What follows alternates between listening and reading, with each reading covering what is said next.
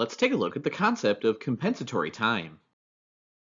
What if an employee who has been working long hours were to prefer more time off instead of overtime pay? The legality of comp time, that is, paying for overtime work with compensatory time off rather than overtime pay, depends on whether the employer is in the private or public sector. Private employers cannot pay for overtime required under the FLSA with compensatory time off in the future, whereas government agencies can. The explanation for this difference is essentially that public employers were not originally covered by the FLSA, and Congress seized upon comp time as a means for softening the fiscal impact when public employers became subject to the law.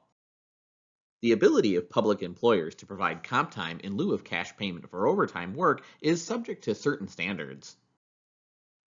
First, it must be in accordance with an agreement to that effect, either with individual employees or with their collective bargaining representative when the public employees are unionized.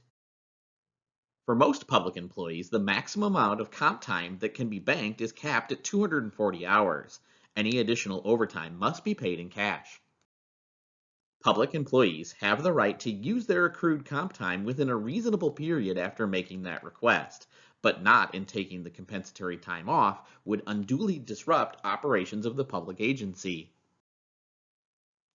The right to use comp time with a reasonable period does not require that the public employer provide time off for the specific days requested, as long as it's provided within a reasonable amount of time. Public employers are also allowed to cash out employees' accrued comp time if they so choose, and employees terminating are entitled to be paid for their unused comp time.